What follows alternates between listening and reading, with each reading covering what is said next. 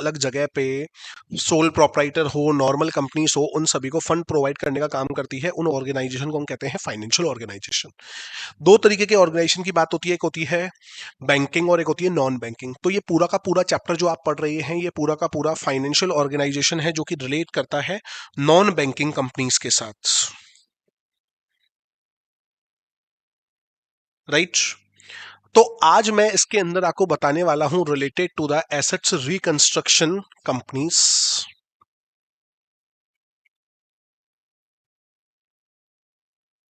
अब अगर अपन बात करें एसेट्स रिकंस्ट्रक्शन कंपनी के बारे में, तो एसेट्स रिकंस्ट्रक्शन कंपनी के लिए इन्होंने क्या बोला, वो उस चीज को समझना है आप लोगों को। देखो, banks take all the precaution to lend their money to only those customer who can repay them। Bank केवल पैसा उन लोगों को प्रोवाइड करती है जो रिटर्न करने के लिए कैपेबल हो। जो रिटर्न नहीं कर सकते उन्हें बैंक लोन देगा ही नहीं। However, there can be cases when a customer defaults on their payment and the bank suffers a loss from such a customer. It creates a massive amount of defaulters with the bank or financial institutions. The majority of unsuccessful business have to shut down because of the financial pressure। क्या बोलना चाह रहा है कि देखो,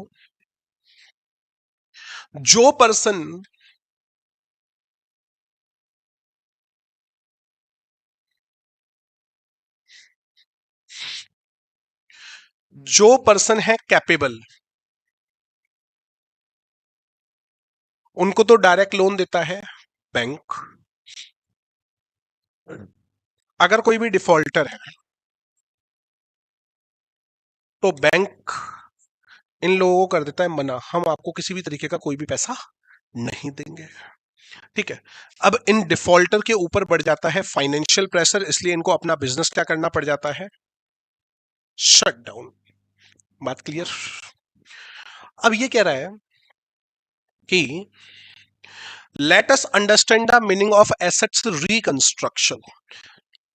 when banks grant loan, advance और any involve in lending, the bank has some right और interest in the transaction.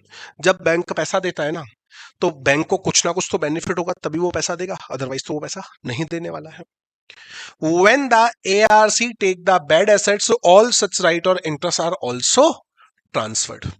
क्या होता है, आप नाम से देखो क्या बोल रखा है इसने। एक सेकंड वेट कीजिएगा।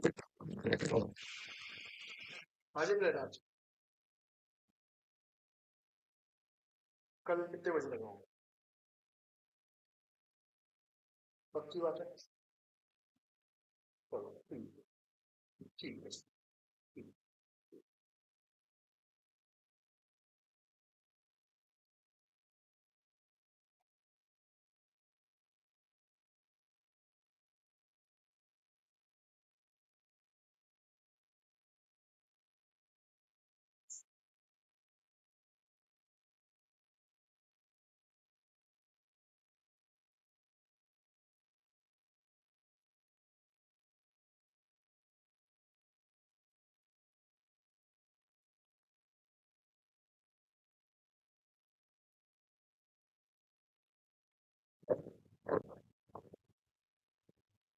देखो, इसने और क्या कहा कि बैंक जब लोन देता है तो लोन के लिए वो मोर्गेज रखता है सारी की सारी एसेट्स को। बैंक जब लोन देता है एसेट्स को मोर्गेज रखता है, तो उस एसेट्स के सारे राइट्स जो होते हैं, वो सारे के सारे राइट्स ट्रांसफर हो जाते हैं बैंक के पास। लेकिन अगर कोई पर्सन डिफॉल्ट हो जाता है पेमेंट करने के लिए, तो बैंक क्या करता है, बैंक के लिए भी वो एसेट्स यूज के लिए नहीं है, वो बैंक मार्केट में उन एसेट्स को क्या करता है, सोल्ड करता है। तो ये जो एसेट्स रिकंस्ट्रक्शन कंपनी है ना, वो डायरेक्टली जाता है बैंक के पास, बोलता है कि एसेट्स हमें दे दो। वो एसेट्स तो लेगा, साथ में जो उस एसेट्स के बेनिफिट हैं वो भी क्या करेंगे, ट्रांसफर किए जाएंगे। The assets reconstruction company can then realise all such right and the interest, जो पहले बैंक के पास है वो इनके पास आ गए।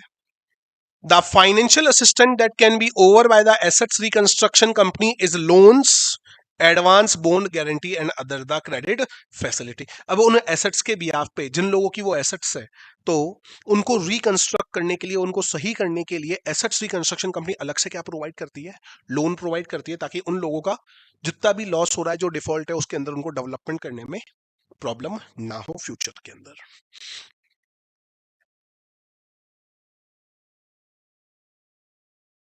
अब इसका बेनिफिट क्या क्या है? As the cash realisation activity from defaulting borrower is a lengthy procedure. Bank will allow them to managing the core business, including providing new business opportunity for the ARC. Bank की तरफ से अलग से उनको opportunities provide होती है। वो assets ARC में ट्रांसफर हो गई, अब वो उनको बोलती है कि आपको डिफॉल्ट हो गया, हम थोड़ा वेट कर लेंगे, आप अपने बिजनेस को वापस से क्या करो, रिकंस्ट्रक्शन करो। तो इससे बैंक को फ्यूचर के अंदर वापस से पूरा पैसा मिलने के चांसेस है। एक बार तो मिल ही नहीं रहा, तो लॉस में जा रही हो, लेकिन अगर उनको और फाइनेंशियल असिस्टेंस दी तो हो सकता है कि पैसा वापस एक्स्ट्रा आ जाए। This would help depositor and investors confidence by ensuring the lender's financial health. ARC can maximize the recovery value while minimizing the cost. वो रिकवरी की वैल्यू को तो इंक्रीज कर देते हैं, साथ में कॉस्ट को क्या कर देते हैं, डिक्रीज कर देते हैं।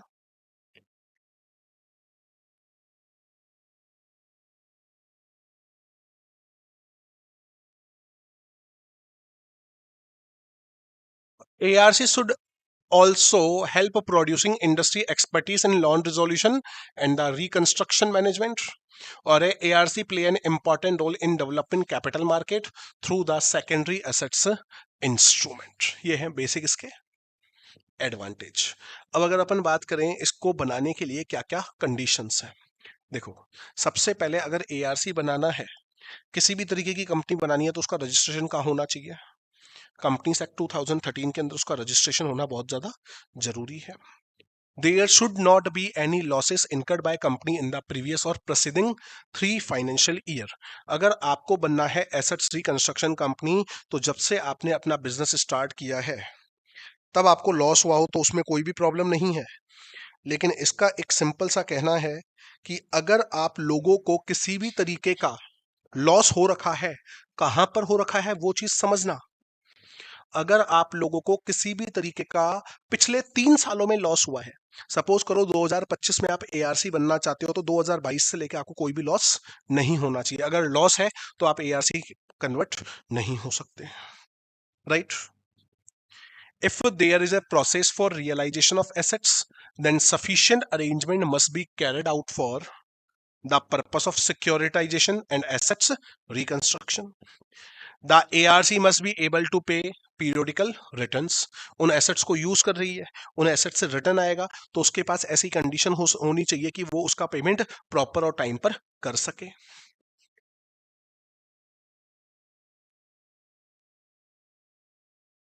फिर कह रहा है the company must be capable of redeeming the amount of investment which is made by the qualified buyers and other investor in the company. कि जिन जिन लोगों ने उस कंपनी के अंदर इन्वेस्टमेंट कर रखा है, क्वालिफाइड बायर्स ने कर रखा है, उसका पेमेंट वो टाइम टू टाइम करने वाली होनी चाहिए। अगर उन्होंने टाइम पे पेमेंट नहीं किया तो नॉर्मल सी बात है, आपकी कंडीशन को क्या कर दिया जाएगा, टर्मिनेट कर दिया जाएगा। डायरेक्टर्स है sufficient experience and exposure. Directors के पास फाइनेंशियल अफेयर्स का प्रॉपर क्या होना चाहिए, एक्सपीरियंस होना चाहिए। अगर एक्सपीरियंस होगा तो ही आप आगे चल सकते हो, अदरवाइज नहीं चल सकते। There must be no criminal conviction against the directors. Directors के ऊपर किसी भी तरीके का केस नहीं चलना होना चाहिए। और साथ ही साथ the directors and share holder should know have committed any act which affect there moral tribute. होता है ना, काफी हम लोग एक्ट कर देते हैं, उसका इफेक्ट हमारी कंपनी के ऊपर पड़ जाता है, तो उसका कहना है कि आपकी तरफ से ऐसा कोई भी एक्ट नहीं होना चाहिए जिसका एडवर्स इफेक्ट कंपनी के ऊपर पड़े, राइट?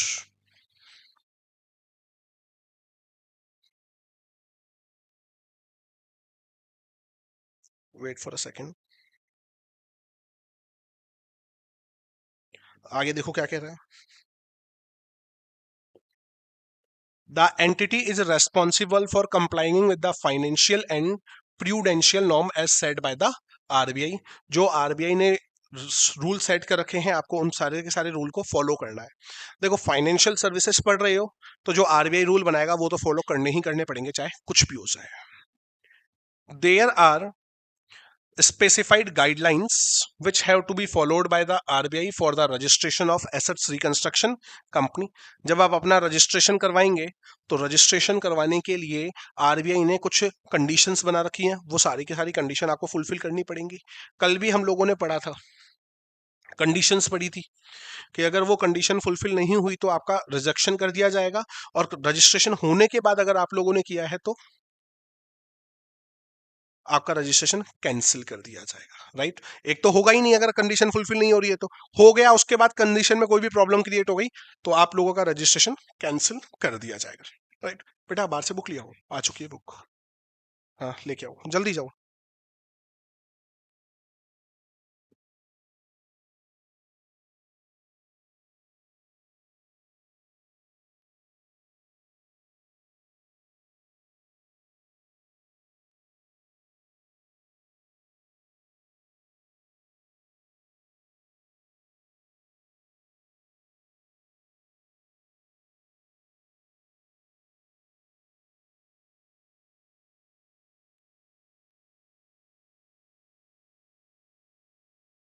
ऑनलाइन देख सकते हैं ना.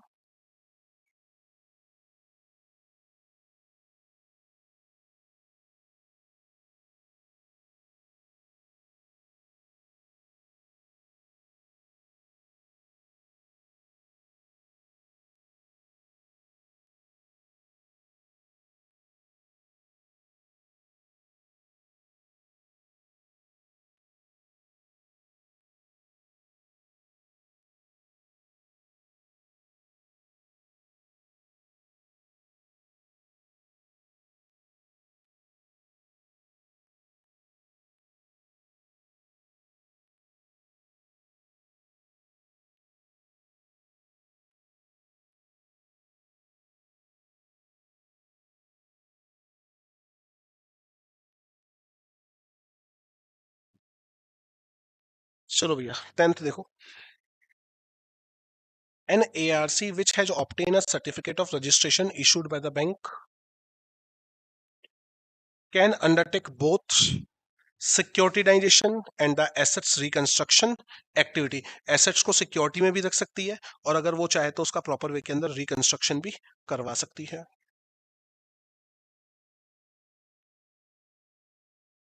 लास्ट इसका बेनिफिट क्या है? An ARC shall commence business within 6 months from the date of grant of certificate. जिस दिन आप लोगों का रजिस्ट्रेशन हो गया उसके रजिस्ट्रेशन होते ही 6 महीने के अंदर अंदर आप अपना बिजनेस स्टार्ट कर सकते हो.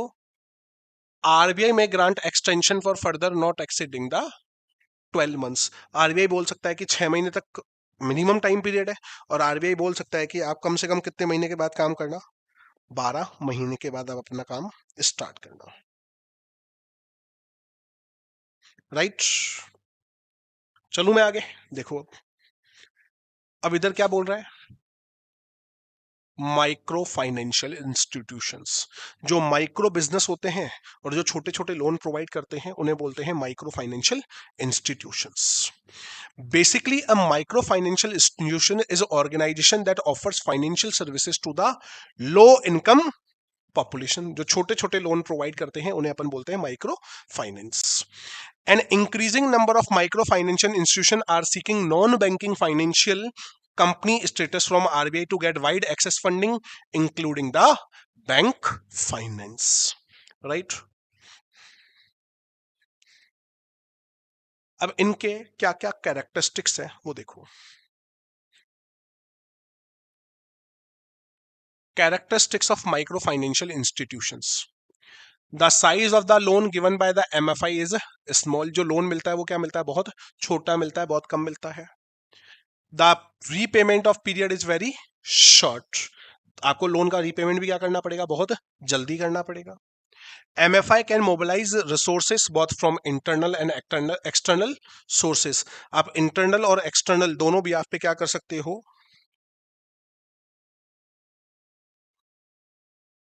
आप रिसोर्सेस को मोबिलाइज, आप लोगों को क्या करना पड़ेगा, नॉर्मल सी बात है. आप पैसा मार्केट से भी उधार लेकर के किसी और को उधार दे सकते हो और अपना पैसा भी इन्वेस्ट करके दूसरों को उधार दे सकते हो. No collateral for loan is required. No collateral for loan is required. Collateral का मतलब क्या, कोई सिक्योरिटी देने की कोई भी जरूरत नहीं है। The purpose of and use of इस लैंड इज फ्लेक्सिबल। जो लोन का पर्पस होता है वो हमेशा क्या होता है, फ्लेक्सिबल होता है। Loan given are mostly group loans trickling down to the individuals. Loan क्या होता है, ग्रुप के ब्याह पे मिलता है, लेकिन बहुत रेयर है कि वो इंडिविजुअल को भी लोन देना स्टार्ट करें। Transaction cost low due to the group lending. Group के अंदर लोग आपको पैसा लैंड करते हैं तो उसकी ट्रांजेक्शन कॉस्ट क्या आती है, बहुत कम आती है, राइट। अब अगर आपको माइक्रो फाइनेंशियल कंपनी बनानी है तो उसके लिए क्या करना पड़ेगा, कंपनीज एक्ट 2013 के अंदर रजिस्टर्ड होना पड़ेगा। जितनी भी फाइनेंशियल कंपनी है कहाँ रजिस्टर्ड होंगी, कंपनीज एक्ट 2013 के अंदर। द कंपनी में बी ए प्राइवेट कंपनी और ए public company. Secondly, after incorporation, the company has to register itself with the Reserve Bank of India. Since a microfinancial institution is regulated by RBI, इसका registration किसकी तरफ से करवाया जाता है, RBI की तरफ से। डन। नेक्स्ट टॉपिक क्या है, पूरा पढ़ाया हुआ है कि भैया छोटा छोटा फंड होता है, अलग अलग जगह से पैसा लाया जाता है, उसको इन्वेस्ट किया जाता है। इसके बारे में हम लोग ढंग से पहले भी चर्चा कर चुके हैं, राइट।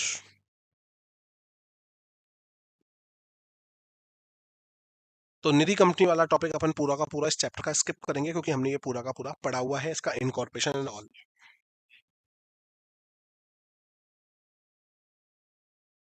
सारा सेम टू सेम वही है, जो इंटरेस्ट की रेट बताई थी एंड ऑल, वो सारी की सारी सेम है।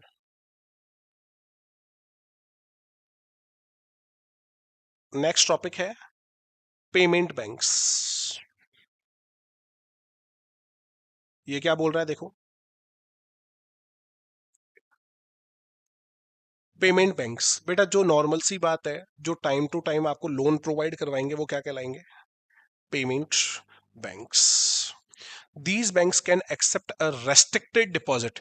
पैसे जमा करवाने की बात आएगी ना तो बहुत कम पैसा ये क्या करते हैं, एक्सेप्ट करते हैं, which is currently limited to only 1 lakh रुपए per customer. They can pay interest on the deposit just like the saving bank account. अब ये जो पेमेंट बैंक है ना, जैसे पेटीएम था, अब तो पेमेंट पेटीएम का बैंक बंद कर दिया गया है फैसिलिटी, तो इसके अंदर करंट अकाउंट भी ओपन हो सकता है और साथ में सेविंग अकाउंट भी ओपन हो सकता है। Payment bank can issue services like ATM card, debit card, net banking facility, third party transfer, mobile banking and other remittance services. ये कभी कभार आप लोगों को क्या प्रोवाइड कर सकते हैं, क्रेडिट कार्ड भी प्रोवाइड करते हैं।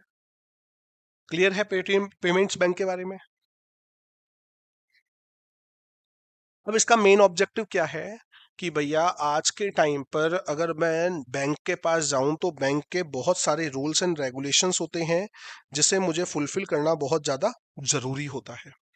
लेकिन उनको अगर फुलफिल करना है तो मेरे पास इतना टाइम नहीं है, इतना डॉक्यूमेंटेशन मेरे पास के लिए टाइम नहीं है। तो यहां पर घर बैठ करके आप सीधा का सीधा क्या कर सकते हो, अकाउंट ओपन कर सकते हो और अपना काम कर सकते हो। The main objective of payment banks is widen the spread of payment and financial services to small business, low financial income households। आजकल जो बैगर आते हैं ना उनका भी पेटीएम अकाउंट होता है। आजकल मार्केट में जो भी बैगर तक आते हैं ना उनका भी पेमेंट पेटीएम अकाउंट है, फोन पे अकाउंट है, पता ही है सभी को। वो उनकी बात अलग है, मैं अकाउंट की बात कर रहा हूँ। कुछ दे दो, नहीं है ऑनलाइन है, लाओ ऑनलाइन कर दो, करते हैं ऐसा, रियलिटी में करते हैं। तो पेमेंट पेमेंट बैंक का लॉजिक भी यही था कि जो लो फाइनेंशियल इन ग्रुप्स है ना उनके पास बैंक अकाउंट की फैसिलिटी प्रोवाइड करना। These bank account can be opened instantly through their respective mobile apps just by providing details like Aadhaar with the KYC verification. An application has to filled with the RBI in form number 3 under the banking regulation act 1949 for a licence. अगर आप लोगों को Paytm payment bank का registration करवाना है तो आपको banking regulation act में रजिस्ट्रेशन करवाना पड़ेगा, तो आप अपना काम स्टार्ट कर सकते हो एज ए पेमेंट बैंक।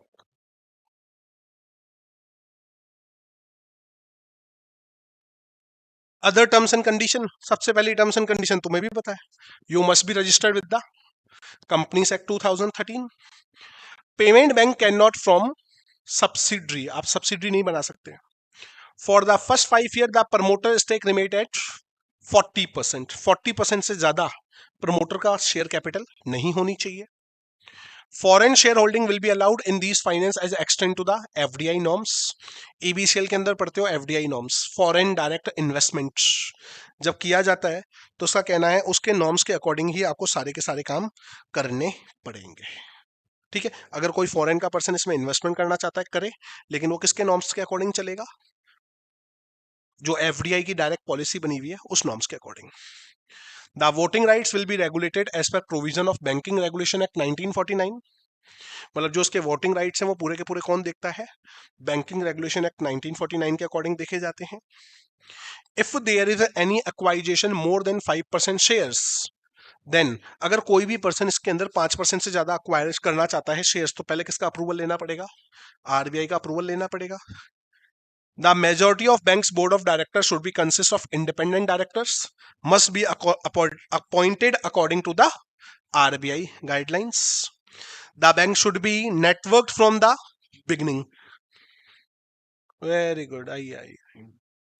हाँ हाँ, आई कोई प्रॉब्लम नहीं है, बैठो।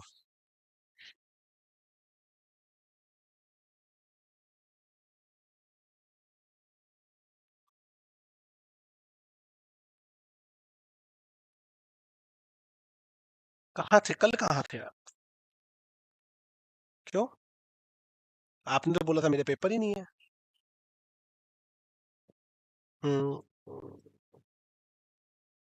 इन्फॉर्म किया आपने?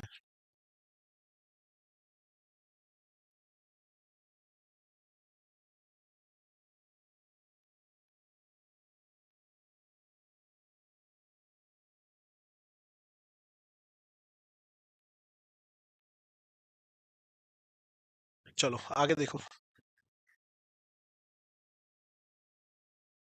फुल्ली नेटवर्क का मतलब क्या है, जो अपन स्कैन करके काम करते हैं, नेटवर्क मतलब हर जगह पे इसके प्रॉपर क्या होने चाहिए, नेटवर्क्स अवेलेबल होने चाहिए। Initially, the deposit will be kept at 1 lakh per customer, but later it may be raised on the basis of performance of the bank.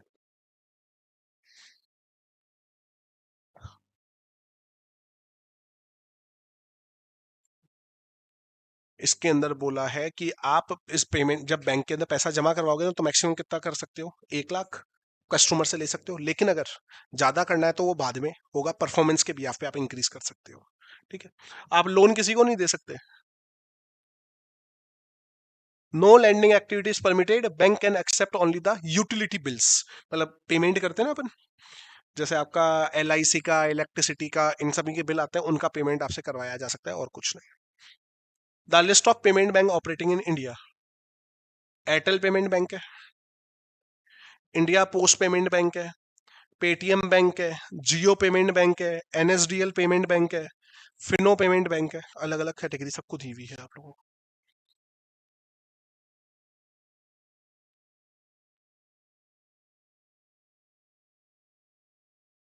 अब इसने कहा payment bank can be promoted by existing non banking prepaid payment instruction issues, PPI की तरफ से।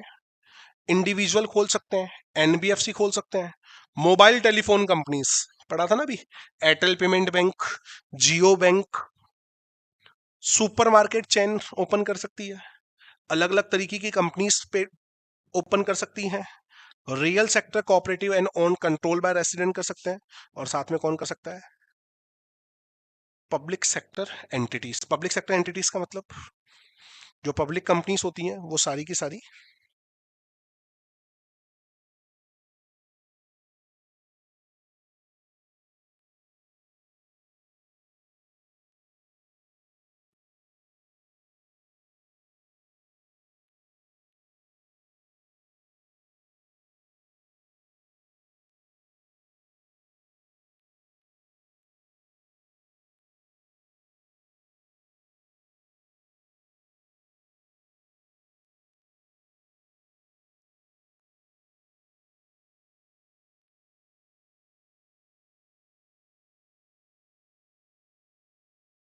आगे बढ़ते हैं।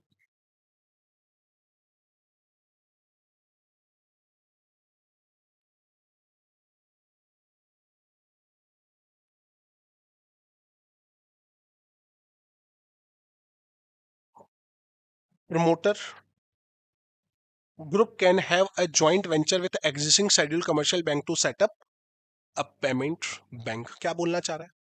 अगर कोई भी प्रमोटर ग्रुप है तो वो क्या कर सकता है, कोई भी शेड्यूल कमर्शियल बैंक है जो कमर्शियल बैंक है और एक दूसरी कंपनी का प्रमोटर ग्रुप है, दोनों मिलकर के क्या ओपन कर सकते हैं, पेमेंट बैंक ओपन कर सकते हैं। Promoter group should be fit and proper with a sound track record of professional experience on running their business at least a period of 5 years in order to eligible to promote the payment bank.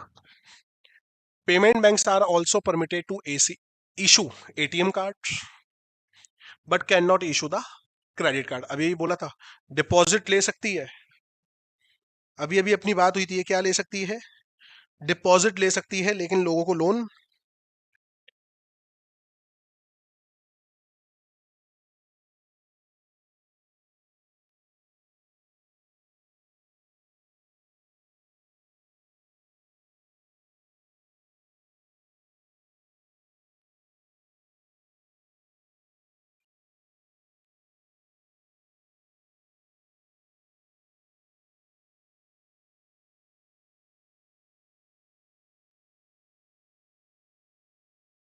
आगे है, ये क्या कर सकती है, remittance का channel दे सकती है, function as a business correspondence of another bank as per RBI guidelines. Paytm की यूपीआई आईडी चलती है, फोन पे की यूपीआई आईडी चलती है, वो वाले काम कर सकती है। आपके इंश्योरेंस प्रोडक्ट लॉन्च कर सकती है, पेटीएम पे ही अलग से इंश्योरेंस प्रोडक्ट मिलता है, फोन पे भी मिलता है। It should help have a high powered customer grievances cell to handle the customer complaint. मतलब इनके पास बैक ऑफिस बहुत अच्छा होता है जो कस्टमर की सारी कंप्लेंट को अच्छे तरीके से सुन करके उनका सॉल्यूशन करता है। आई थिंक लास्ट टॉपिक है ये मुद्रा बैंक, या इसके बाद भी है? इसके बाद चिट फंड्स और होगा, बाकी तो हो गया ये, है ना। मुद्रा बैंक पड़ा था, जिसके अंदर छोटे छोटे जो फूड स्टॉलर्स होते हैं ना, उन लोगों को 15,000 तक का लोन प्रोवाइड किया जाता है। पूरा का पूरा पड़ा हुआ है मुद्रा बैंक। लेफ्ट कर दो इसको भी। देखो, इसके अंदर तीन चीजें हैं। जो नॉर्मल है उनके तो 15,000। एक तो है शिशु, शिशु को कितना मिलेगा, 50,000। किशोर को कितना मिलेगा, 5 लाख। और जब तरुण हो जाएगा, जब बहुत ज्यादा बड़े हो जाओगे, तो आपको कितने रुपए का लोन मिल जाएगा, 10 लाख रुपए का लोन। अलग अलग कैटेगरी है। ठीक है, ये तो पड़ा हुआ है पूरा अपना। नेक्स्ट कौन सा है? अच्छा, इसने ये भी बता दिया कि भैया मुद्रा के अंदर कहाँ कहाँ से ट्रांसपोर्ट के लिए मिलता है।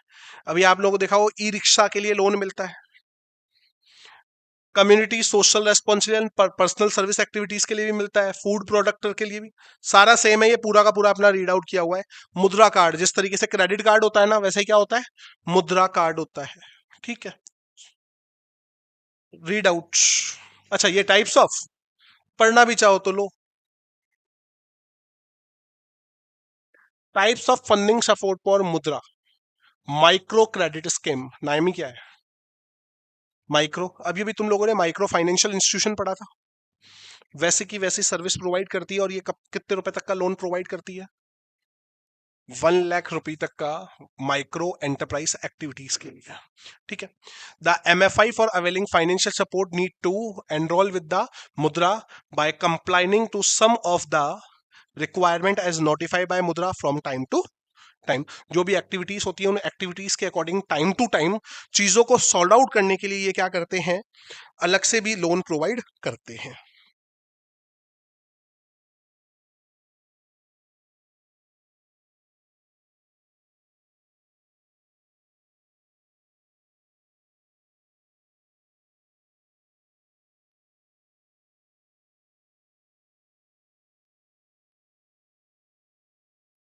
डन यहां तक? आगे क्या है, refinance scheme for bank, refinance scheme, नाम से ही है। Different bank like commercial bank, regional rural bank and the scheduled cooperative banks are eligible to avail the refinancial support from मुद्रा for financing मुद्रा माइक्रो फाइनेंशियल एक्टिविटी। देखो, bank loan देते हैं। कोई micro activity वाला पर्सन बैंक के पास गया, loan तो वो लोन नहीं देगी लेकिन उसकी हेल्प करेगी। लोन किससे लेगी? मुद्रा से लेगी। और किसको प्रोवाइड करवाएगी? माइक्रो फाइनेंशियल एक्टिविटीज को प्रोवाइड करवा दिया जाएगा लोन, उसको बोलेंगे। ठीक है। और ये लोन किस चीज के लिए मिलता है? लॉन्ग टर्म के लिए और वर्किंग कैपिटल के लिए, और अप टू 10 लाख रुपए का। माइक्रो क्रेडिट कार्ड, माइक्रो का मतलब बहुत कम हो गया, 1 लाख। बैंक्स के लिए कितने की लिमिट कर दी इसने? 10 लाख रुपए की।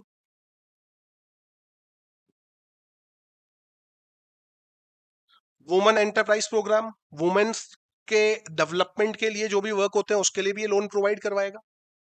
सिक्योरिटाइजेशन ऑफ लोन पोर्टफोलियो, अब ये क्या बोल रहा है इसको देखो। Mudra also support banks for raising fund for financial micro enterprise by participating in securitization of their loan assets against the micro finance portfolio। Actually क्या होता है पोर्टफोलियो, जिसके अंदर बहुत सारी चीजें एक साथ पुट कर दी जाती हैं, थोड़ा थोड़ा थोड़ा सा हर जगह से एसेट्स आती हैं। उन एसेट्स को गिरवी रखने के बदले आप लोगों को क्या मिल जाता है? लोन मिल जाता है। राइट। देन ये था आपका पूरा का पूरा मुद्रा के टाइप्स, केवल रीड आउट करने से है। इंपॉर्टेंट आपका है एनबीएफसी, एमएफआई, सबसे ज्यादा इंपॉर्टेंट कैटेगरी के अंदर आते हैं। इस चीज का आपको ध्यान रखना है। ओके।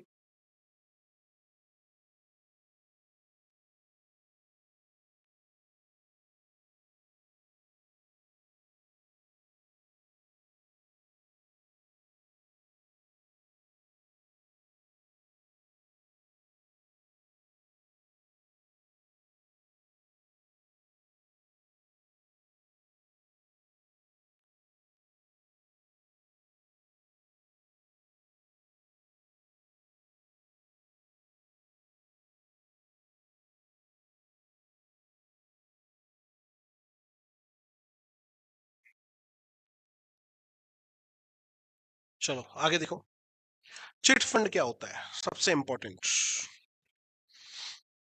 जिस तरीके से चिट फंड भी तो बताया हुआ है आप लोगों को।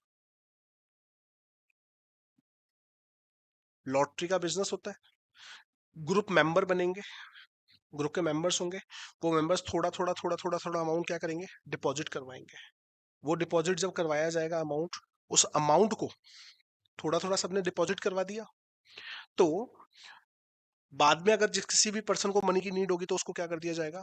वो पैसे ट्रांसफर कर दिए जाएंगे। पैसा केवल किसको मिलेगा? जो उस ग्रुप के मेंबर है। तो जिस तरीके से निधि कंपनी काम करती है ना, निधि चिट फंड, वैसे ही कौन काम करता है? चिट फंड काम करता है। देखो सेम ही है एक तरीके से। देखो क्या कह रहा है। इन अ chit fund, a specific number of invest their money with a promise that their investment will be multiplied within a short span of time with surety and guarantee return. Under this type of saving arrangement, a specific number of subscriber contribute payment in installment over a defined period of a time। इसको समझना है ना? तो याद करो अपने माताजी पिताजी की तरफ से लॉटरी के अंदर डाला गया पैसा। सुनाएगा लॉटरी का कोई टर्म? क्या होती है लॉटरी? वो चिट खुलती है, चिट उठाते हैं, जिसका नाम होता है उसको पूरा का पूरा पैसा दे दिया जाता है। वो तो लॉटरी अलग हो गई। शेयर्स इशू होते हैं तो अलग है। घर पे घर के आसपास कोई लेडी होती है, बहुत लोगों को जानती है, 20 लोगों को बुलाती है, बोला हर महीने 5-5 हजार रुपए दो, 20 महीनों तक। आपने पैसा जमा करवाया 5 हजार, चिट खुली, पहला नंबर आपका आ गया। 20 लोग 5-5 हजार रुपए दे रहे तो कितने रुपए हो गए? 1 लाख रुपए। आपको पेमेंट करना है पूरा 1 साल, कितने रुपए का? टोटल 1 लाख का। पैसे आज ही मिल गए। बात आई समझ में? 20 मंथ की किस्त है, इंस्टॉलमेंट है। आपको आज 1 लाख मिल गए, अब आप कहीं पे भी इन्वेस्ट करोगे, रिटर्न तो आएगा ही आएगा, लेकिन आपको पेमेंट केवल कितने रुपए का करना है? 1 लाख रुपए का करना है। तो ये अपने आसपास के एरिया में बनते हैं और फिक्स टाइम पीरियड के लिए। They have a predetermined value and duration. They work like a micro financial institution. They cater the financial need to the low income households. ये क्या करते हैं? जो लो इनकम हाउस होल्ड होते हैं ना, उनकी जो डिपॉजिट्स हैं उन्हें क्या करते हैं? उन सारी की सारी डिपॉजिट्स को फुल, उनकी सबकी डिपॉजिट को अपने पास रखते हैं, और जब नीड होती है उन लोगों को क्या कर दिया जाता है? पेमेंट कर दिया जाता है। ठीक है, आपकी सेविंग है थोड़ी थोड़ी थोड़ी थोड़ी, सेविंग एक जगह इकट्ठा हो रही है, नीड है, अगर आपका नंबर आ गया तो आपको पूरे के पूरे पैसे एक साथ मिल जाएंगे, और आप टुकड़ों में क्या करोगे, पेमेंट करोगे, कोई इंटरेस्ट तो लगा ही नहीं ना। They allow deposit made the contribute to turn into a lump sum. Safe deposit, कोई लेके भागेगा नहीं, पैसा क्या है, सेफ है। अगर ये सक्सेसफुल हो गया तो फ्यूचर के अंदर बैंक भी इनको क्या देते हैं, लोन, और ये भी लोन दे सकते हैं अपने मेंबर्स को, जैसे निधि कंपनी देती है।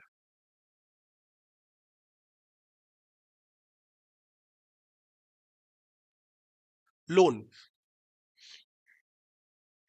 a person can take a loan in the preset and continue to make the prepayment in the future. Insurance allow the depositor to enjoy the lump sum in case of emergency. They offer loan at a lower rate from the money lenders. पैसे ज्यादा होंगे तो ये loan आपको easily provide कर सकते हैं। ठीक है, अब इसने बोला चिट फंड कंपनीज को सेंट्रल गवर्नमेंट भी अपने अकॉर्डिंग भी चलाती है और स्टेट गवर्नमेंट भी चलाती है। ठीक है, अगर आप लोगों को ऑर्गेनाइज वे में चिटफंड कंपनी चलानी है तो आप लोगों को इसका रजिस्ट्रेशन करवाना पड़ेगा। रजिस्ट्रेशन होगा आरबीआई के अंदर, और आपको रजिस्ट्रेशन करवाना पड़ेगा चिटफंड एक्ट 1982 के अंदर, राइट।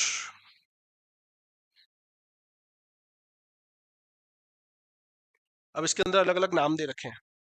फॉरमैन, जिसके पास पूरा का पूरा पैसा डिपॉजिट होगा उसे क्या बोला जाएगा, फॉरमैन। चिट एग्रीमेंट, जिसके अंदर सारी की सारी टर्म्स एंड कंडीशन लिखी हुई होंगी, वो चिट एग्रीमेंट। दो ही है डेफिनेशन, और कुछ है ही नहीं। देखो, जो चिट फंड है ना, चिट नाम क्यों है, यो चिट फेंके जाते हैं, जिसका नाम खुला उसको सबसे पहले पैसा देते हैं। अगले महीने जो ओनर है ना खुद, उसको मिलेगा सेकंड मंथ, थर्ड मंथ वापस से चिट खोले जाएंगे। ठीक है, तो उसको क्या बोलते हैं, चिट, या फिर कुर्की, कुरी सॉरी, क्या वर्ड यूज होते हैं, चिट फंड, चिट्ठी, या फिर कुरी। ठीक है, ये किसी दूसरे तरीके का बिजनेस नहीं कर सकते। एक साथ आप 10 25 30 50 तरीके के चिट फंड चला सकते हो। मैं पहले 20 लोगों के साथ बना रहा था, अब दूसरा ग्रुप 20 का बना लिया, फिर तीसरा, तो सारे साइमल्टेनियसली एक साथ भी क्या हो सकते हैं, रन हो सकते हैं।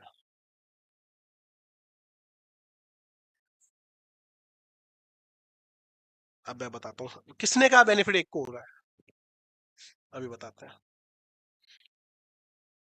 इसके आगे वाला कंटेंट आपको नहीं पढ़ना इस चैप्टर का, ठीक है, अब इधर आओ, सुनो, सुनना। 1 2 3 4 5, 5 लोग हर मंथ 5,000 रुपए जमा करवाओ, 25,000।